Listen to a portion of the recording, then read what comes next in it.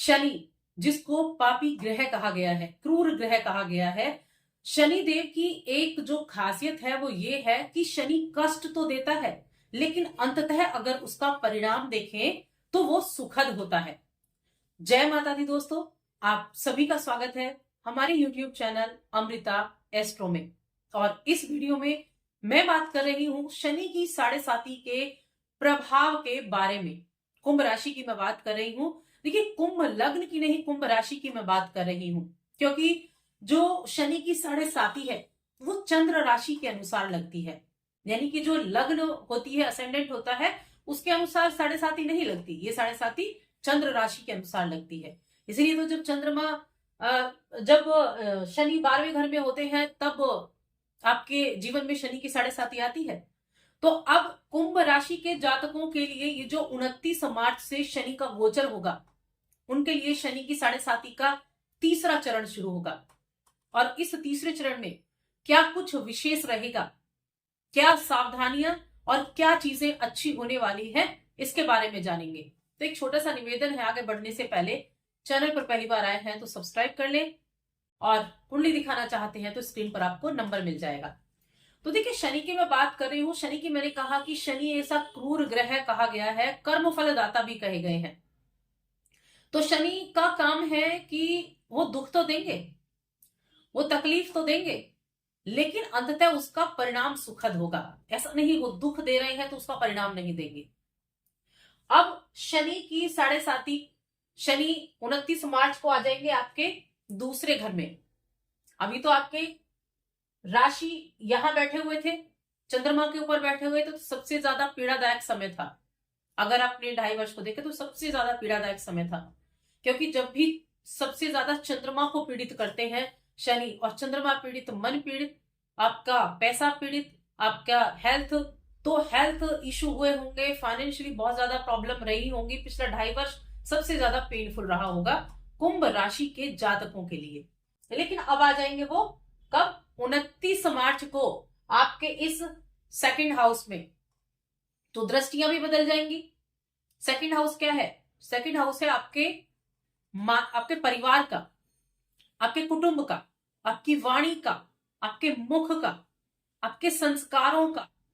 ये second house है। अब दृष्टियां कहां जाएंगी? तो यहां बैठेंगे तो एक दृष्टि तो जाएगी आपके चौथे घर पर, जो तीसरी दृष्टि जाएगी, इसको हम तिरछी दृष्टि भी बोलते हैं, और एक जाएगी आपके अष्टम पर, और एक जाएगी आपके इच्छा के भाव 11वें भाव पर। तो ये 3 दृष्टियां हो जाएंगी शनि की।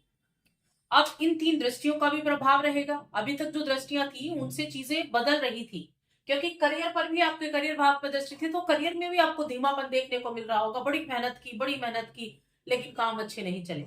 ये शनि की साढ़े साती का प्रभाव। लेकिन जब चंद्रमा के ऊपर से शनि चले गए तो मन शांत हो गया। मन जो पीड़ित था वो खत्म हो जाएगा, उसमें शांति आपको देखने को मिलेगी। तो आपको आराम मिलना शुरू होगा। जैसे ही शनि का गोचर होगा तो आपको एक जो मेंटल जो टेंशन थी, चाहे वो किसी भी चीज को, किसी भी फील्ड को लेकर हो, चाहे आपके भाई बहनों को लेकर हो, ट्रैवल बहुत ज्यादा हो रहे हो, या फिर आपके बिजनेस को लेकर, आपके करियर को लेकर हो, तो रिलेशंस को लेकर हो, आपके हेल्थ को लेकर हो, जो टेंशन थी ना वो कम होनी शुरू हो जाएंगी। मैं नहीं कहूंगी कि एकदम से खत्म हो जाएंगी, इधर शनि ने गोचर किया और तभी खत्म हो गई। हर एक चीज में एक टाइम लगता है। तो धीरे धीरे उनमें राहत मिलनी शुरू होगी, और राहत मिलेगी, ये 100% है कि राहत मिलेगी, लेकिन धीरे धीरे। शनि शनि, शनि का नाम है शनि शनि, धीमी गति से काम करना। 2.5 वर्ष तभी तो एक राशि में रहते हैं, और तभी 2.5 वर्ष की एक इनकी ढैया होती है। ढाई ढाई ढाई करके इनके 3 ढैया होकर 7.5 वर्ष की साढ़े साथी लगाते हैं। लेकिन हाँ, रिलीफ आपको जरूर मिलेगा। अब रिलीफ मिलेगा, आगे क्या होगा? तो देखिए, दूसरे घर में बैठेंगे, वाणी को थोड़ा प्रभावित कर सकते हैं। थोड़ा वाणी को आपको संयम रखना है, खाने पीने की चीजों पर संयम रखना है, अल्कोहल वगैरह इसकी तरफ आपका झुकाव हो सकता है, तो ध्यान रखना है। लेकिन आपके कुटुंब में भी वृद्धि होगी, कुटुंब के साथ अच्छा भी करेंगे, जिम्मेदारियों को अपनी को आप पूरी तरीके से निभाते हुए दिखाई देंगे, परिवार को जोड़ने का काम भी करेंगे, ये पॉजिटिव चीजें होंगी। धन भी आएगा, पैसे का आने का योग भी बनेगा, धन भी आएगा आपका। कोई नया काम आप शुरू कर सकते हैं, किसी नए काम की शुरुआत कर सकते हैं। देखिए, यहां से तीसरी दृष्टि है आपके चौथे घर पर। चौथे घर पर तीसरी दृष्टि। अब ये जो तीसरी दृष्टि होती है ना, ये इसको हम बोलते हैं तिरछी दृष्टि।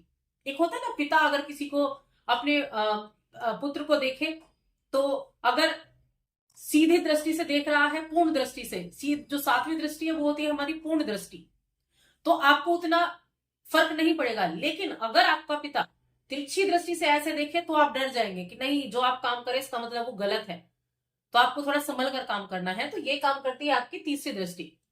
तो घर परिवार कुटुंब सुख और किसी तरह के भूमि भवन, इन सभी चीजों में ध्यान रखना है कि अगर आप पैसा लगा रहे हैं तो थोड़ा सतर्कता के साथ लगाएं, कहीं ऐसे ही पैसा ना फंस जाए। तो सतर्कता के साथ काम करना है, कोई गलत काम नहीं करना है, किसी का पैसा खाना नहीं है, किसी को धोखा नहीं देना है, इस चीज का खास तौर से ध्यान रखना है। अब एक है अष्टम पर दृष्टि, तो ये एजुकेशन के लिए बड़ा अच्छा है। अगर आप हायर एजुकेशन के लिए जाना चाहते हैं, कोई आप बाहर जाकर पढ़ाई करना चाहते हैं, या फिर आप पीएचडी करना चाहते हैं, कोई शोध का आपका कार्य हो गया, इस तरह की चीजों से जुड़ना चाहते हैं, पुरातत्व चीजों से आप जुड़ना चाहते हैं, तो उसके लिए बहुत अच्छा है। रिसर्च वगैरह करने के लिए बहुत अच्छा समय रहेगा, ये अवधि बहुत अच्छी रहेगी। 11वें भाव पर दृष्टि है, लाभ होगा, नए काम की शुरुआत भी कर सकते हैं आप। हो सकता है कि जॉब कर रहे हो और आपके मन में विचार आए क्यों ना आपको छोटा मोटा कोई ऐसा काम शुरू कर दे जिससे आपको इनकम होती रहे, आगे चलकर इनकम के चांसेस बन जाए। तो ऐसी स्थितियां भी बनने को आप देखेंगे, क्योंकि देखिए करियर भाव पर जो दृष्टि थी तो वो क्या, थोड़ा हार्डवर्क करना पड़ रहा था, उस काम से उतना रिजल्ट नहीं मिल पा रहा था। लेकिन अब उस फेज से आप आगे जा चुके हैं, तो जो आपने यहां मेहनत की उसका भी रिजल्ट मिलेगा। इच्छाओं के घर में बैठे हैं, दसम दृष्टि है, तो आपको उनका भी रिजल्ट मिलना शुरू होगा। लेकिन थोड़ा वेट करना पड़ेगा, तुरंत नहीं मिलेगा, धीरे धीरे मिलेगा। शनि का काम धीरे धीरे देने का ही तो है। लेकिन ऐसा नहीं है कि शनि कहेंगे कि नहीं रिजल्ट नहीं मिलेगा, शनि का रिजल्ट मिलेगा, लेकिन धीरे धीरे मिलेगा। तो थोड़ा पेशेंस बनाकर रखना है, बस पेशेंस बनाकर रखना है, चीजें जरूर अच्छी होंगी। क्योंकि मैंने पहले ही कहा था कि शनि का काम है कि दुख में दे रहा हूं, पीड़ा में दे रहा हूं, लेकिन उस पीड़ा को तुमने सहा, कुछ नया सीखा, और फिर उसके बाद मैं आपको उसके अच्छे रिजल्ट भी दूंगा। ये शनि की 7.5 कहती है। तो शनि की 7.5 का तृतीय फेस आपके लिए अच्छा रहेगा, आपके लिए चीजें बढ़िया होती चली जाएंगी। थोड़ा सा इंतजार आपको करना है। लेकिन अभी देखिए सूर्य का भी मैं कहूंगी गोचर होगा, तो आगे आने वाला 1-1.5 महीना आपके लिए बहुत अच्छा होने वाला है। आपकी जॉब लग सकती है।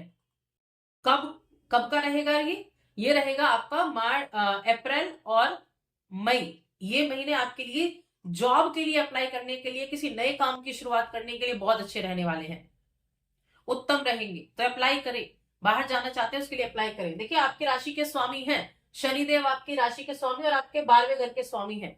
तो विदेश जाना चाहते हैं, विदेश से जुड़ा काम कर रहे हैं, विदेश जाने के बारे में विचार कर रहे हैं, तो वहां चांसेस होंगे, क्योंकि इच्छाओं का घर है जहां शनि की दृष्टि है और 12वें घर के स्वामी, तो विदेश से जुड़े हुए चीजें ज्यादा सफल होने की संभावनाएं आपके लिए बढ़ने वाली है।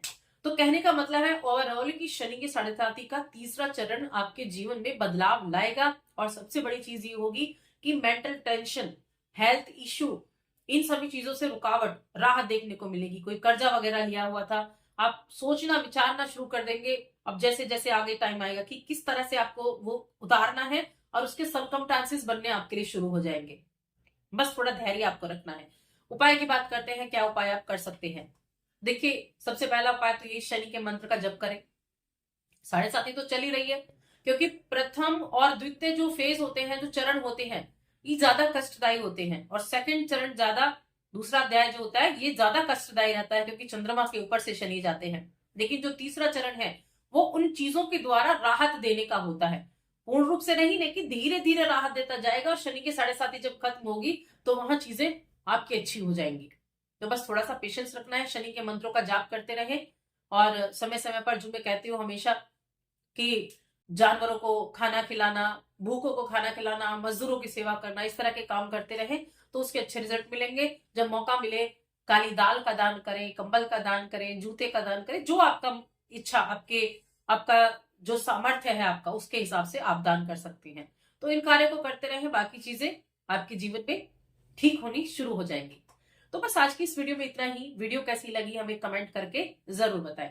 जय माता दी।